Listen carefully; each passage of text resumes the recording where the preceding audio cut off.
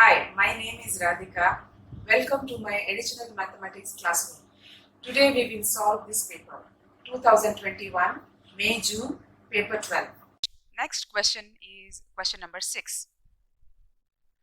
A curve has equation y equal to 3 plus root 5 into x square minus 8 root 5 into x plus 60. Part A. Find the x coordinate of the stationary point on the curve, giving your answer in the form a plus b root 5, where a and b are integers. Now, if we closely observe this, we find that this is a quadratic equation. Next point is to observe that the stationary point. What do we mean by a stationary point on the curve? It is the maximum point or the minimum point. So, whenever it is a quadratic equation, we know the graph is either a concave down like this, or it will be of shape concave up. It is also called parabola, or it is also called hill and mountain. This is mountain and this is hill. So when the x square coefficient is positive, we will have the mountain shape. When the x square coefficient is negative, the shape of the curve will be a hill shape or concave down shape. Alright, so when a quadratic equation is of these two shapes possible, the point where the curve changes its direction, which is this point and this point. So here the curve is going down, the value of x is coming down, value of y is coming down. At this point, it starts going up. Similarly, from here till this point, the value of y was increasing, and after this point, it goes down. That is why these 2 points are called stationary points. Those are also called as inflection points, or this is maximum point, this is the minimum point. Alright, so stationary point is the point where the curve changes its direction. Now to find the stationary point, the derivative of the curve equation will help us.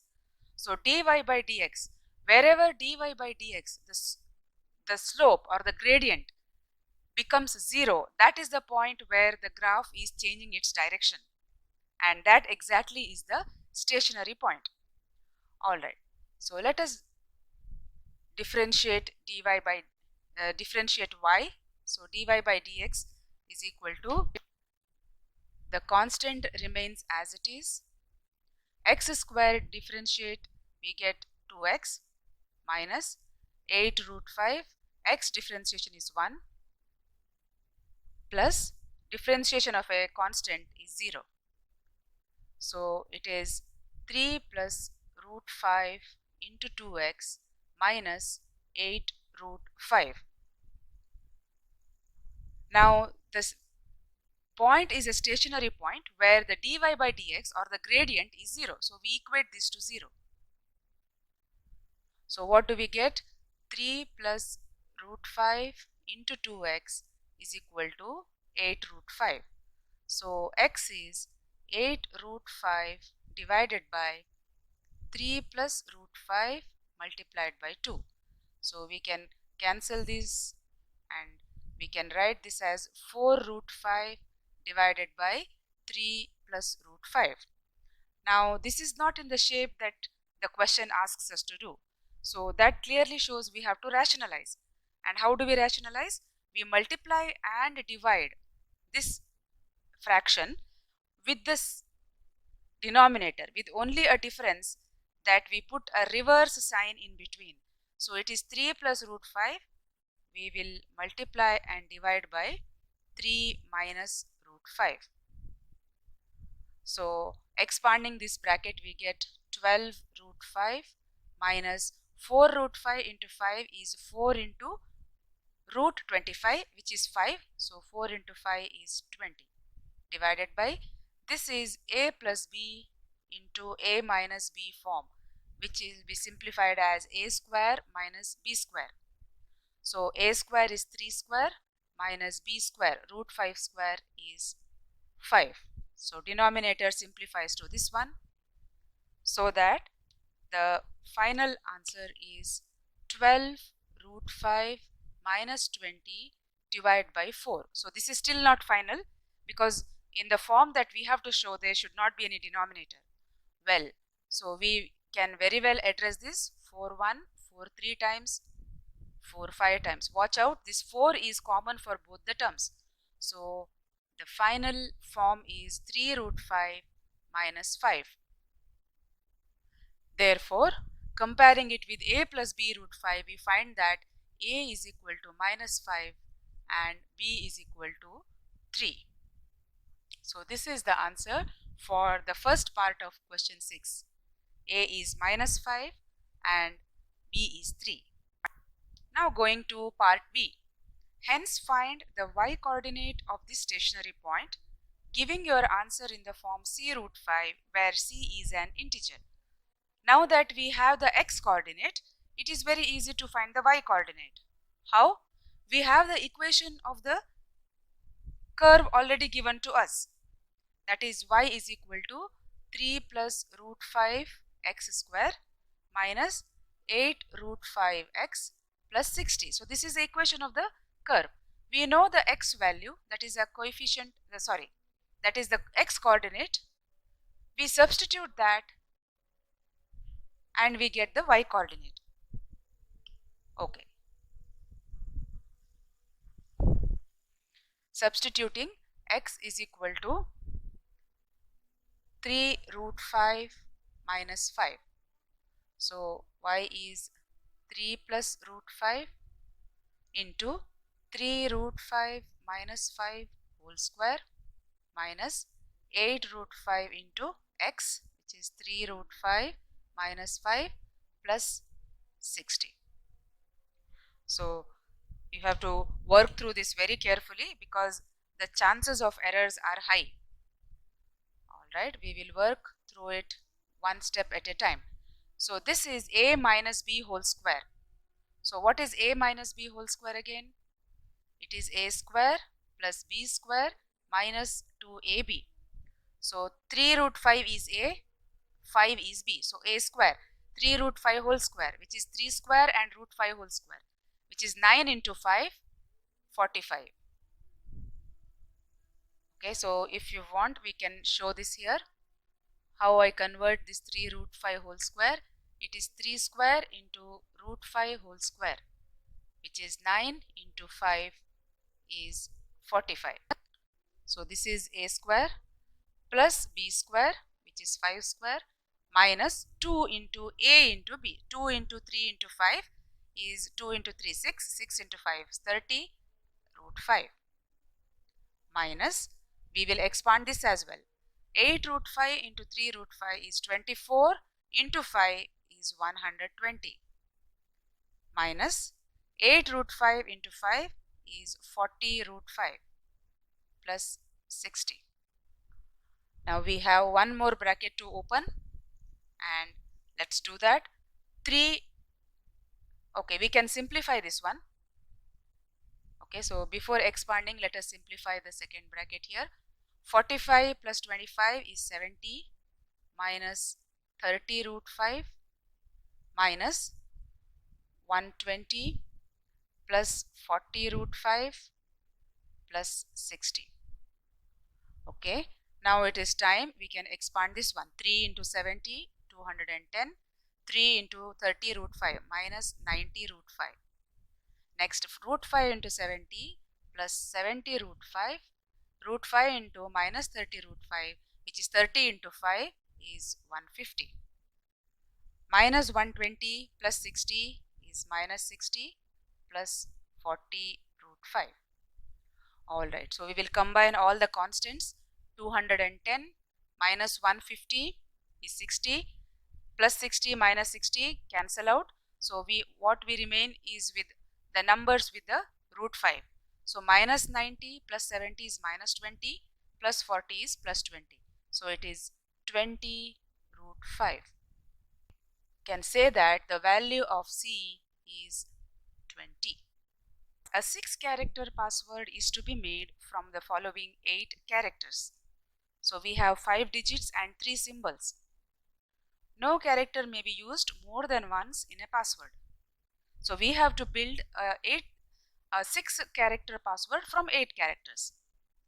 Now find the number of different passwords that can be chosen if there are no restrictions. Well and good. So we have how many options available? Total number of characters available 8. We need 6. Does order matter?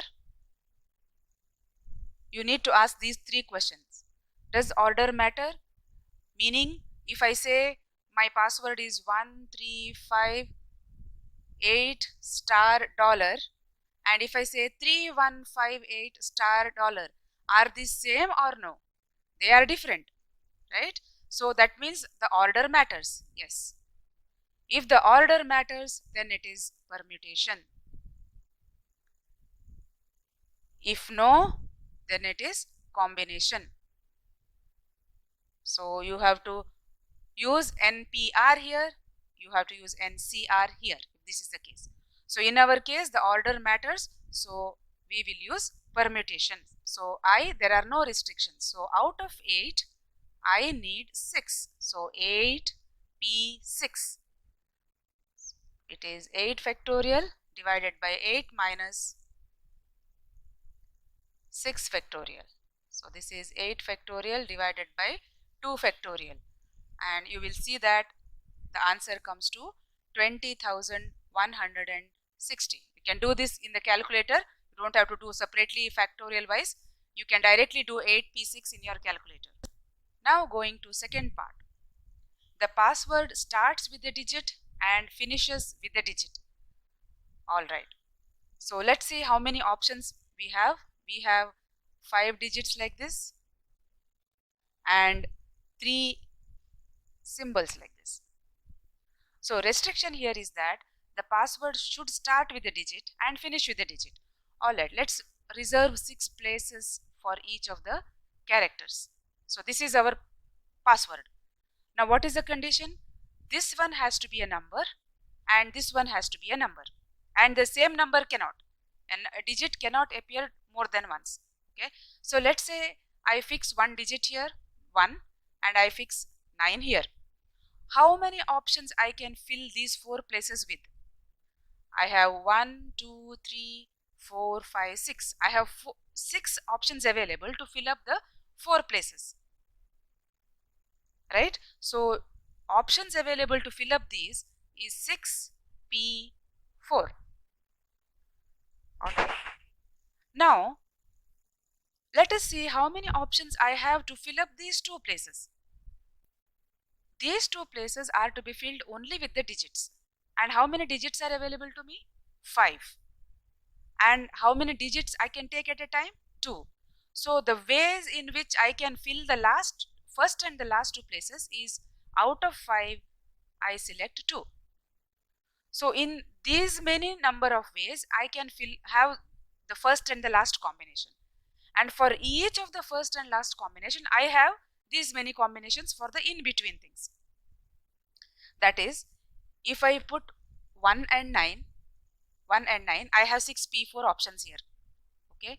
Next, if I put 1 here and 3, say, let's come here, 1 here and 8 here. Again, I have 4 options.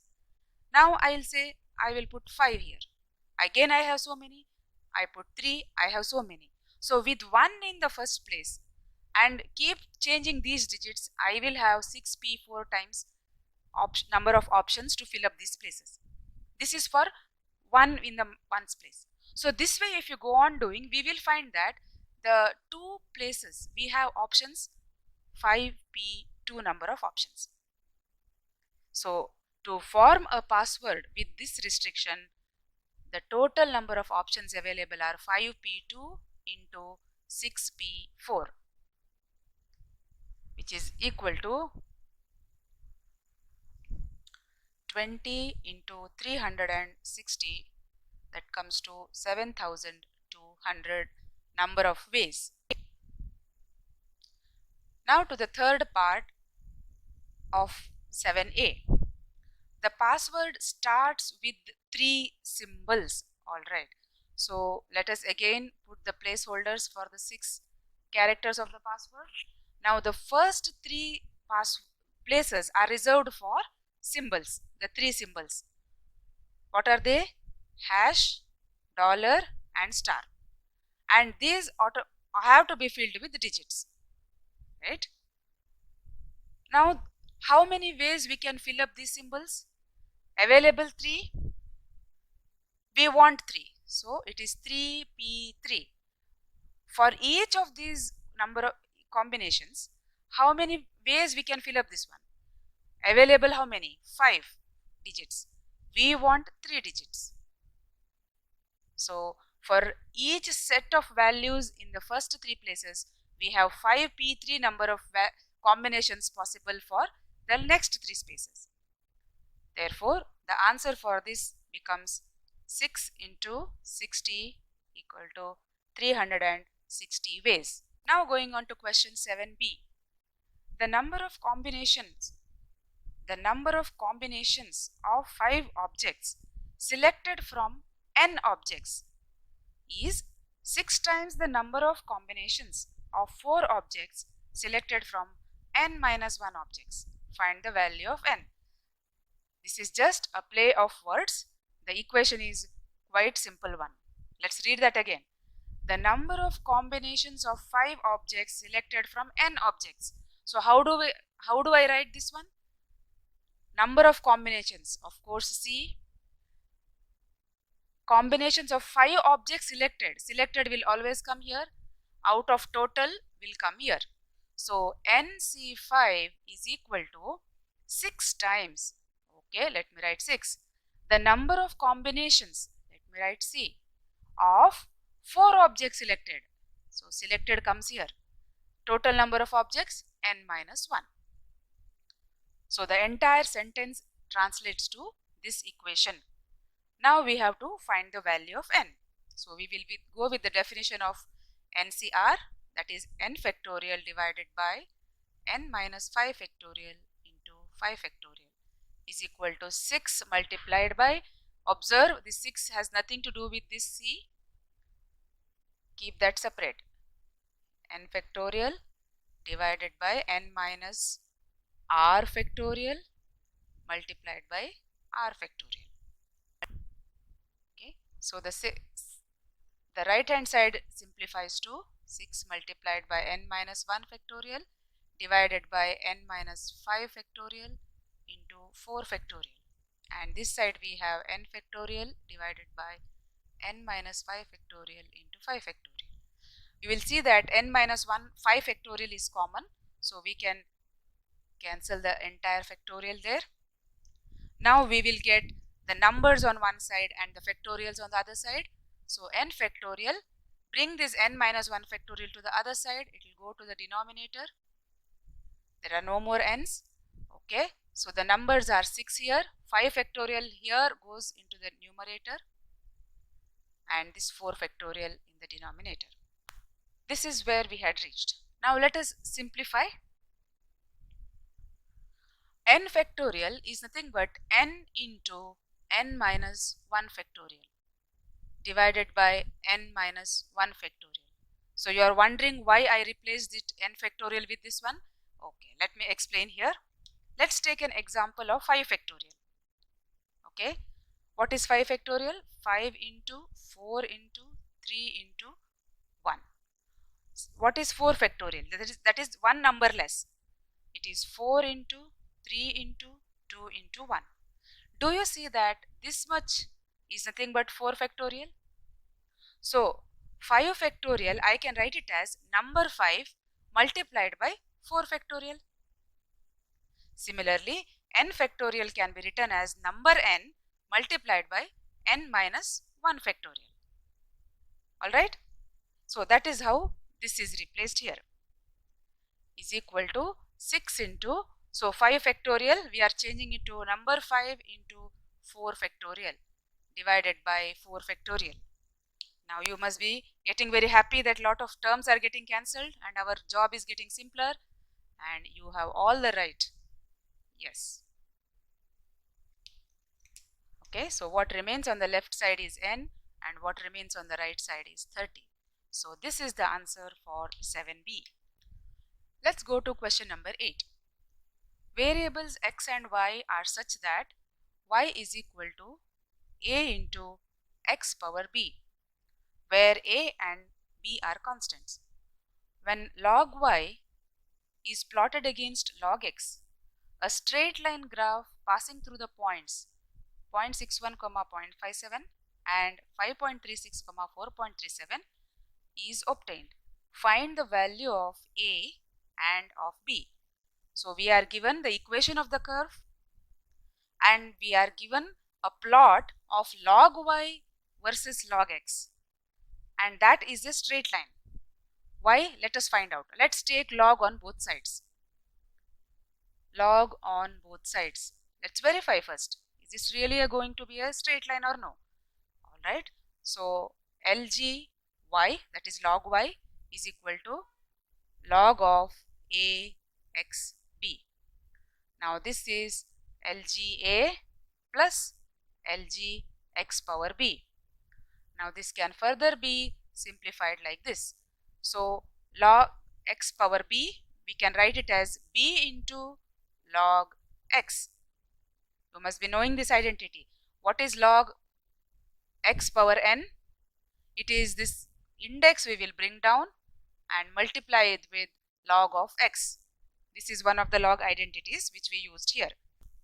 Let's say I call LGY as m and this is LGA and b into LGX, I call it n. See, this resembles clearly y is equal to mx plus c form. Do you see that? Y is m, which is nothing but log y.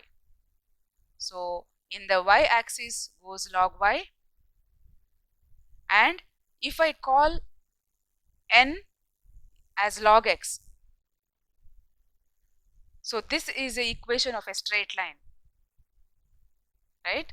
So where the gradient is b, which is a constant. So since our equation resembles to the equation of a straight line, we can be sure that this represents a straight line. Now we have to find the value of a and of b. For that we will make use of the coordinates given. Alright, so as we saw just few seconds back, the gradient or the m part of y is equal to mx plus c, this is y equal to mx plus c. So gradient is b, right? So we can calculate the gradient from the coordinates given. So let us calculate the gradient. The formula is y2 minus y1 divided by x2 minus x1. So difference in the y coordinates 0.57 minus 4.37 divided by difference in the x coordinates 0.61 minus 5.36, and if you calculate this we will find that the gradient comes to 0.8. From the equation the gradient is b, and from the data given the gradient is 0.8. This means b is equal to 0.8. Okay, so let's see if you thought it right. We will make use of the coordinates given. We are given coordinates of 2 points. We can use any one point. So I'll select the first point here. This is the x and y coordinates given on the straight line. Alright. So this is our equation of the straight line. We will use these values. So log y means the y coordinate. So entire log y we will replace it with 0.57. Note here, we are not replacing y with 0.57. We are replacing log y with 0.57. Why? Because our graph is log y versus log x. It is not y versus x. Alright, so I hope that point is clear. Is equal to log a plus the value of b is 0.8 into log x is 0.61. So from here we will find that log a you will get it as 0.082. So a is equal to, this log means it is to the base 10. So how do we get this a? Raise this base to this index. So a is equal to 10 power 0.082, and the calculator will give the value as 1.21. So we found the value of a and b, which is the answer for part A. Okay, let's start with the B question. Using your values of a and b, find the value of y when x is equal to 3. So we have got the value of y from the equation given as a into x power b. So we have found the values of a and b, so we'll substituting, the equation looks like this. So now when x is equal to 3, y is equal to, simply substitute 3 for x. So that is 3 raised to the power 0.8, and we will find this value to be 2.91. The part C says, find the value of x when y is 3. Alright, so we will substitute here y is equal to 3. We have to find the value of x. So rearranging, we find that x power 0.8 is equal to 3 over 1.21.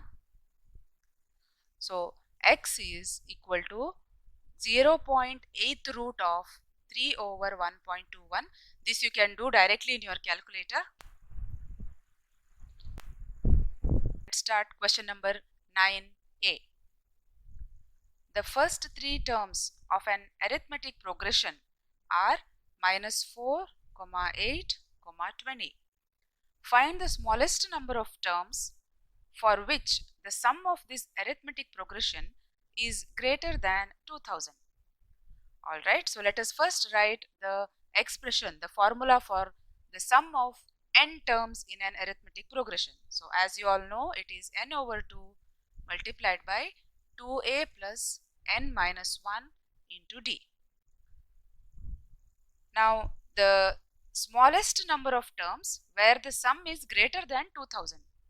So the sum must be greater than 2000, right?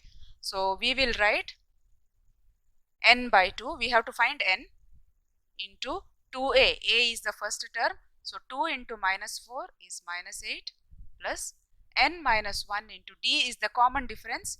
How do we calculate d? It is always the next term minus the previous term. So 8 minus the previous term, which is 12, or 20 minus 8 is 12. Okay, so this is the sum up to nth term. Now this must be greater than 2000. So we have to find the value of n which satisfies this inequality. Alright, so n multiplied by this 2 we will take to the other side, -8 plus 12n, opening this bracket here, -12 is greater than 4000. So n multiplied by -20 plus 12n greater than 4000. Opening this bracket, -20n plus 12n square greater than 4000. Alright. Now let us see for which value of n this becomes equal to 4000. Alright. So we can write this 12n square is equal to 4000. So after finding the n value where the sum goes to 4000, we can say n must be greater than that value so that the sum becomes greater than 4000. So by rearranging, we get a quadratic equation like this. Let us simplify this by dividing by 2. We get 6n square minus 10n minus 2000 is equal to 0. So the n value will be, we will use the formula minus b plus or minus square root of b square minus 4ac whole divided by 2a. What are the values of a, b, c? A is coefficient of n square is 6. B is coefficient of n, which is -10. and C is the constant, which is minus 2000. Let us substitute. Minus of minus 10 plus or minus square root of b square, minus 10 square minus 4 into a into 2000 divided by 2 into 6. Calculate this value.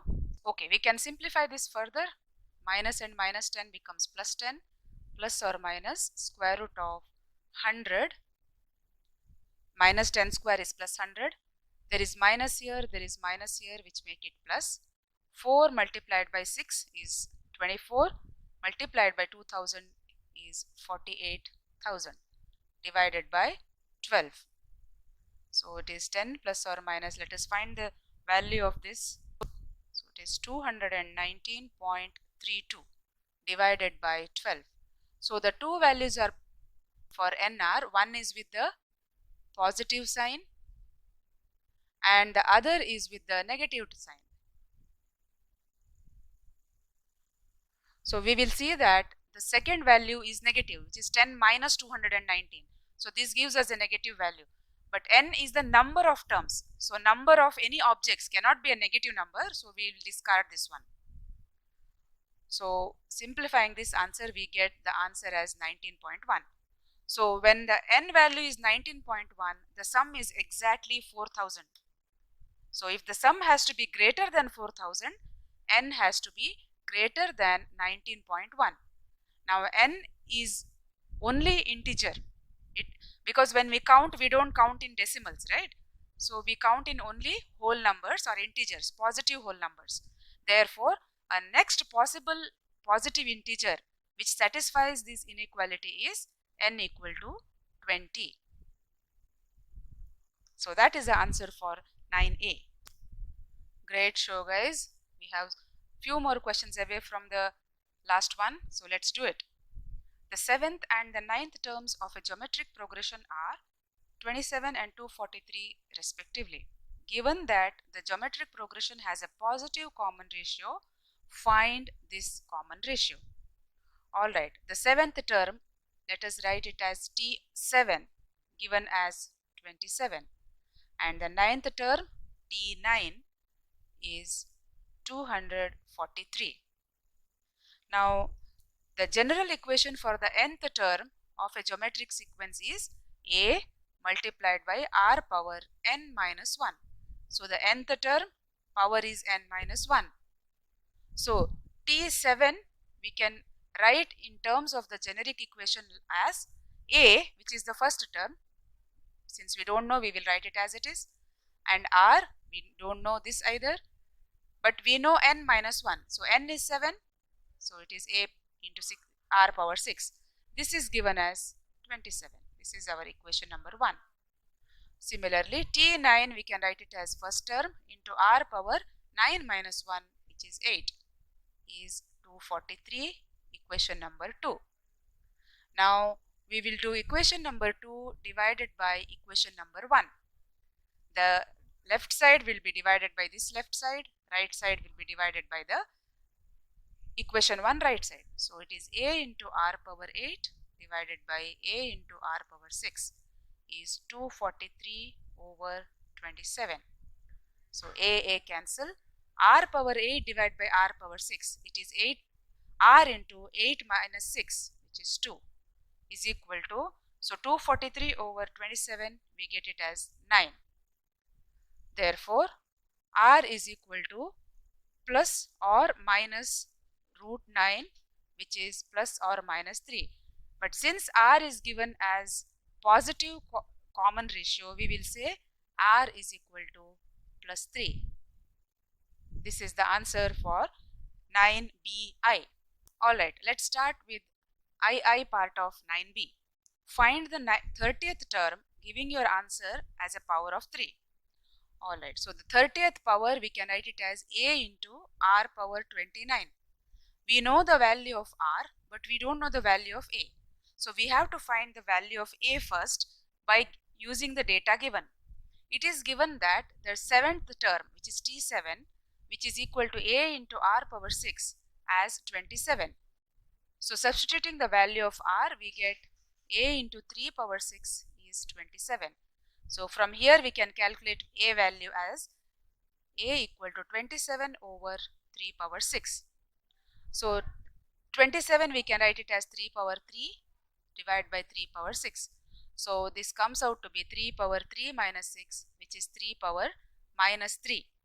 So a value is 3 power minus 3. So we will substitute it here. So T30 is 3 power minus 3 into 3 power 29. So by the law of indices, we know a power m into a power n is a power m plus n. So it is 3 power minus 3 plus 29, which is equal to 3 power 26. Now going to question number 9c.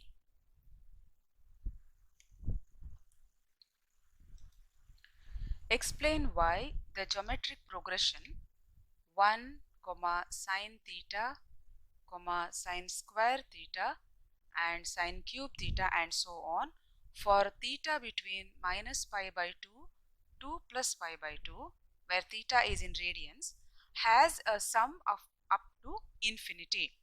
So the meaning of this question is, we have to show that this geometric progression converges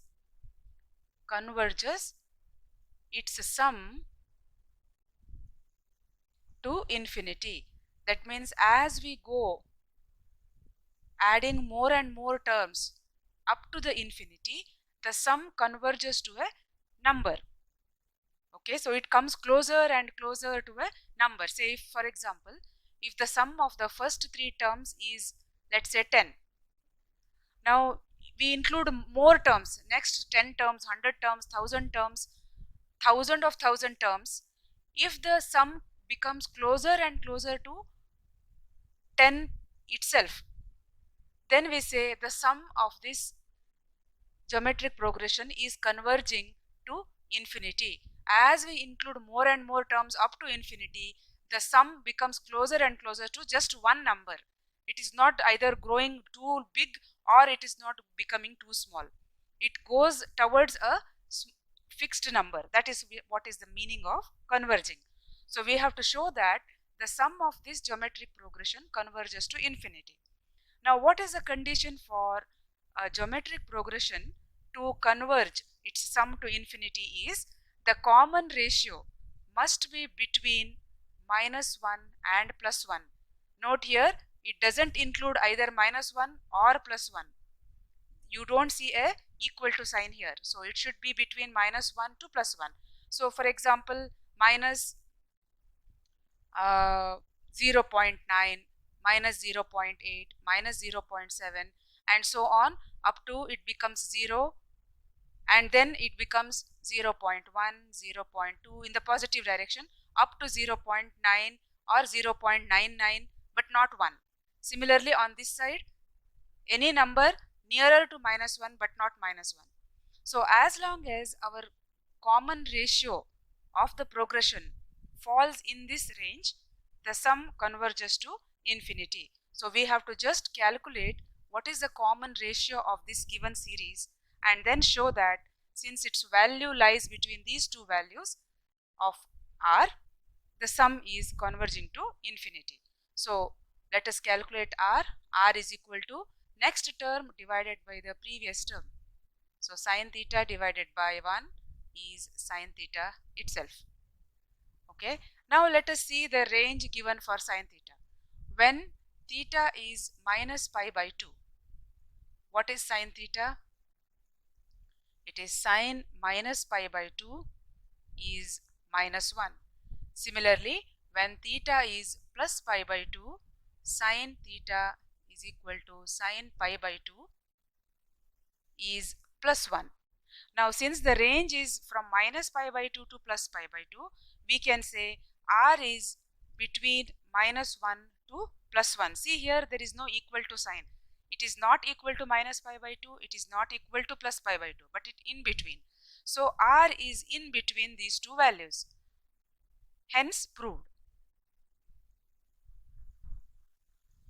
Now to the next question, question number 10a.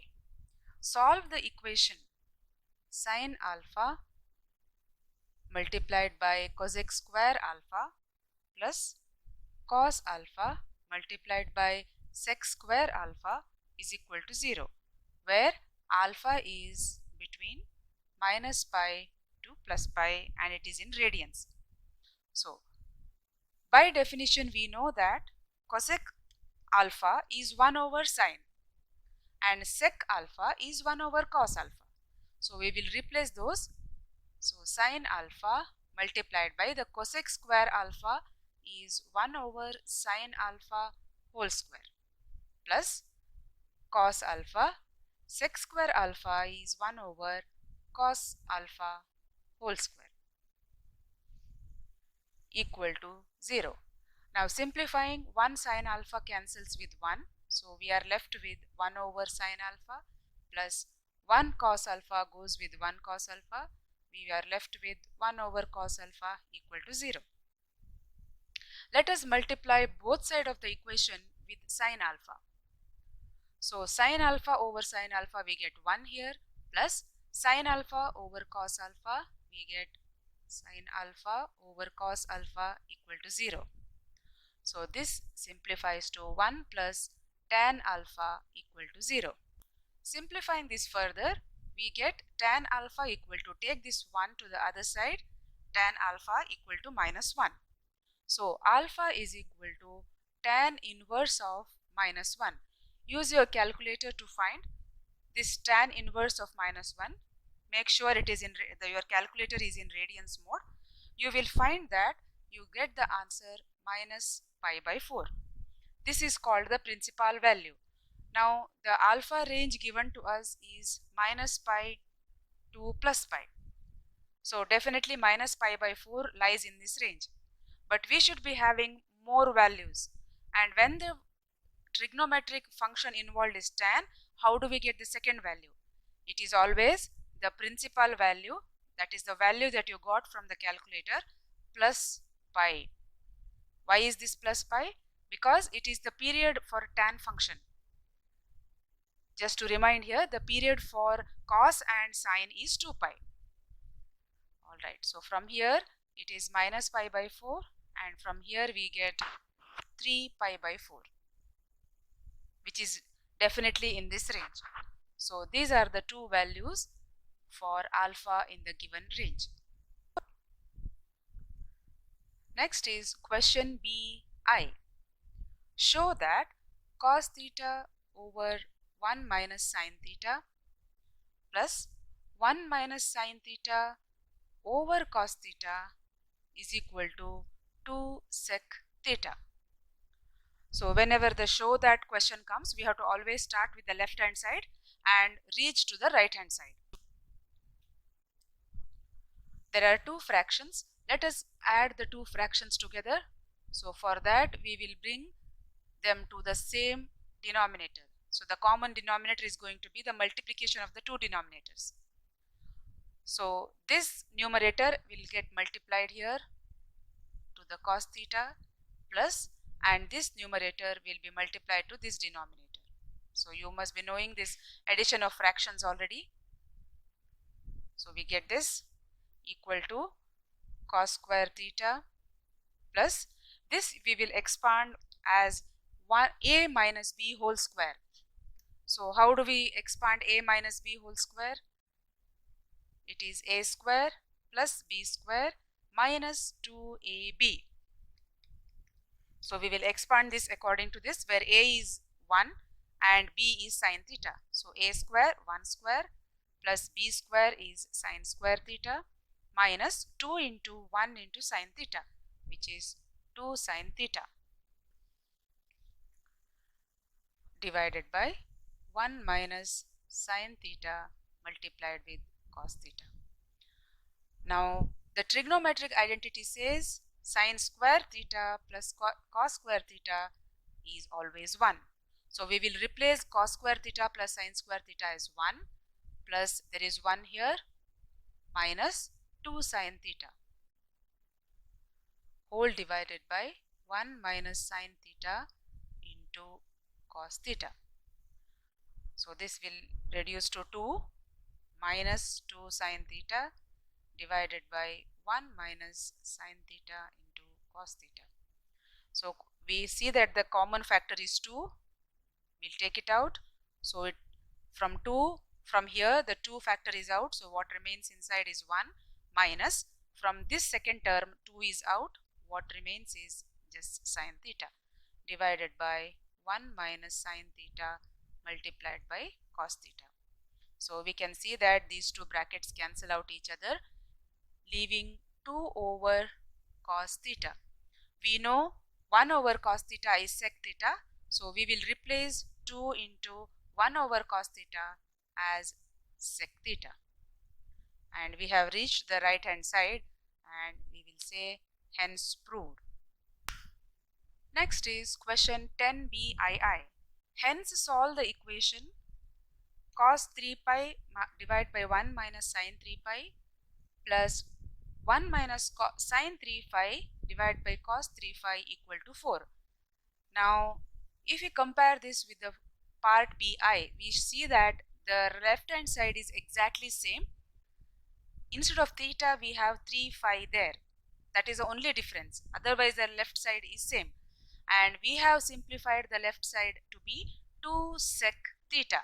So we will use that because it is, the question says hence solve. So we have to use that. Alright. So we will start with 2 sec. Instead of theta, we have 3 pi. So we will write 2 sec 3 phi is equal to 4. So the given equation is this one. Simple. So it is 0 between phi between 180. So phi is between 0 and 180. Okay. So now let us say 3 phi is equal to alpha for simplicity. So our equation becomes 2 sec alpha is equal to 4. The moment we say 3 phi equal to alpha, we have to redefine the range for alpha. So alpha is 3 times pi. So 3 times 0 is 0. 3 times 180 is 540. So from here it follows 2 divided by cos alpha equal to 4, or cos alpha is 2 divided by 4, which is 1 over 2. So alpha is cos inverse 1 over 2, and using the calculator we get the principal value as 60 degrees. Now there are many other values which satisfy alpha value between 0 to 540, and we will have to find that out. So whenever the function involved is cos, how do we find the rest of the values? We have seen already in previous question papers. Let me repeat here also. So whenever it is cos, whatever the principal value get, you first do a negative of that. So we get minus 60. So we have two values now. Then for each of the values, you add and subtract 360. So plus 360 minus 360. For this one, we will do plus 360 and minus 360. And hence we get 4 more values. 1, 2, 3, 4, 5, 6. So out of total 6 values, we will select which falls under this range and which do not. Alright, so let us calculate their values. Plus 360 plus 60, we get 420. Minus 360 plus 60, we get minus 300. Plus 360 minus 60, we get plus 300. Minus 360 minus 60, we get minus 420. Now let us select the values that fall in this range. 60, yes. Minus 60, no, because it is 0 to 540. 420, yes. Minus 300, no. Plus 300, yes. Minus 420, no. So we find that we have 3 values for alpha. So we got 3 values for alpha in the previous step. So now it is time to replace alpha back in the form of phi. So we have replaced alpha to be equal to 3 phi. We will replace it back. So 3 phi is equal to 60 degrees, 300 degrees and 420. Therefore, phi is, divide each of these values by 3. 60 by 3, 20 degrees. 300 by 3, 100 degrees, and 420 by 3, 140 degrees. So these are the three values of phi that satisfy the given equation.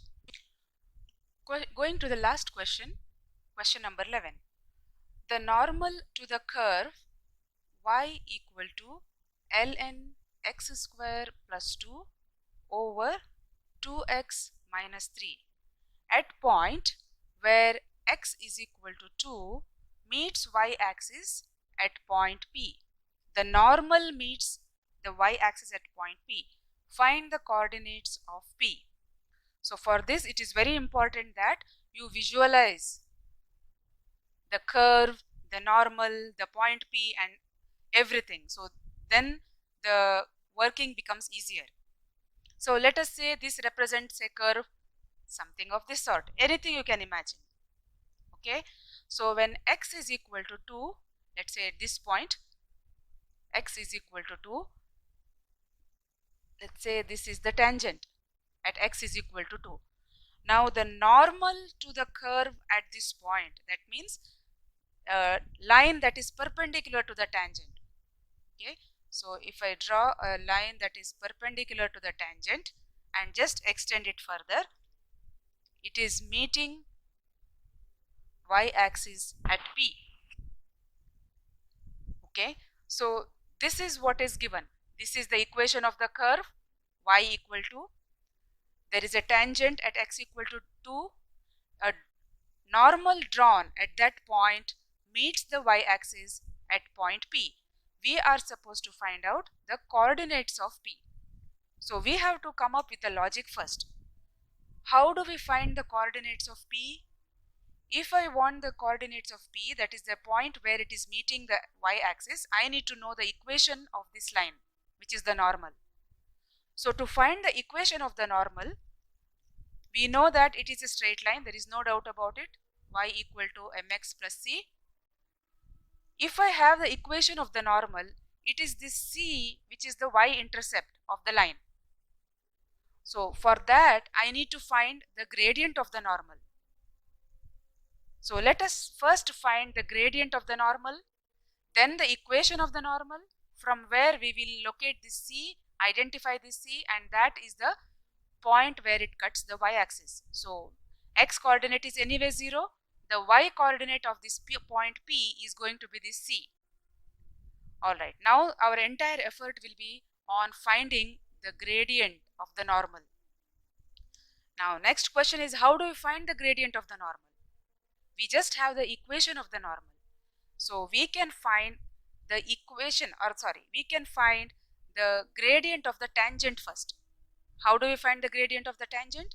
Do a dy by dx, substitute x equal to 0 in that. The number you get is the gradient of the tangent. Then gradient of the normal. We know when the two lines are meeting at 90 degrees perpendicular to each other, we have a relationship m1 multiplied by m2 is minus 1. m1 is the gradient of one line, m2 is the gradient of the second line, and their product is always going to be minus 1. So we first find the gradient of the tangent, use this formula, find the gradient of the normal, then put it in this equation, and then find c. Alright, so that is going to be our logic for the solving of this question. Alright, the first step is to find the gradient of the tangent. For that, we have to differentiate y with respect to x. So we will use u by v formula. So d by dx of u by v is v square, the denominator square, then the denominator comes here, du by dx minus u into dv by dx. Going with the formula v square, the denominator square. In the numerator, the denominator goes first, 2x minus 3. Then differentiation of the numerator, that is d by dx of ln x square plus 2 minus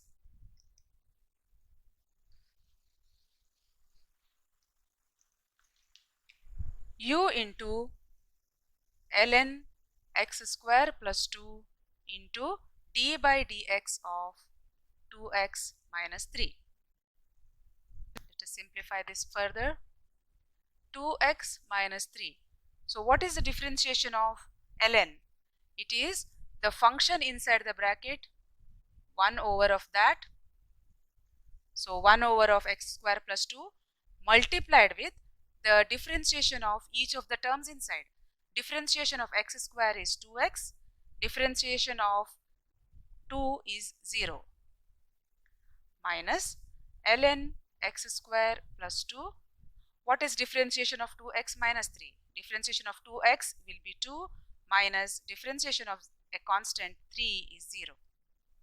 Whole divided by 2x minus 3 whole square. Simplifying this further, 2x minus 3 multiplied by 1 over x square plus 2 into 2x minus ln x square plus 2 into 2 whole divided by 2x minus 3 whole square. So we don't have to simplify this dy by dx expression. What we are interested in is in the value of dy by dx when x is equal to 2. So we will replace x equal to 2, 2x minus 3 into 2x divided by 2 square plus 2 minus 2 into ln 2 square plus 2 whole divided by 2x minus 3 whole square. 2 into 2 minus 3 whole square. So this first bracket simplifies to 1, second bracket simplifies to 4 over 6 minus 2 ln 6, and denominator 4 minus 3 1 square is 1. So calculation of this will give us the value minus 2.92. Now dy by dx value we got was minus 2.92. What is this? This is the gradient of tangent to the curve at x is equal to 2. So we can easily find out the gradient of the normal by using the formula m1 multiplied by m2 equal to minus 1. The gradient of tangent multiplied by gradient of normal is always minus 1. Therefore, gradient of normal at x is equal to 2 is equal to, it is minus 1 over m1. Minus 1 over m1 is minus 2.92. And this gives us value 0.343, positive number. Now, our equation of normal can be written as y is equal to mx plus c. M is 0.343x plus c. Now we have to find this value of c, for which we will make use of the point x equal to 2. So x is equal to 2, we will find what was y first. So when x is equal to 2, let us see what is the corresponding y coordinate. For that we have to use the equation of the curve. So it is ln 2 square plus 3 divided by 2 into 2 minus 3. This is the equation of the curve given. So it is ln 6 divided by 1. So 2 comma ln 6 is one point on the curve where the tangent and the normal that we are talking about. Alright, so we will use these two values of x in this equation to find c. So from this equation, ln 6 is equal to 0.343 into x, which is 2 plus c. So c is equal to ln 6 minus 0.686, and this gives us equal to 1.11. Alright, so our equation of the normal is ready. It is y is equal to 0.343x plus 1.11, and as we discussed earlier, this is c, which is the value of the y-intercept. Remember, P is a point where this normal is cutting y-axis. So when it is cutting y-axis, its x-coordinate is going to be 0. So P's x-coordinate is 0, y-coordinate is 1.11. So this is the answer for the 11th question. Thank you for being there in my classroom today. If you need any clarifications on any of the questions that we solved today, you may contact me on my channel in Discord. For more details, please refer to the description box below. Thank you.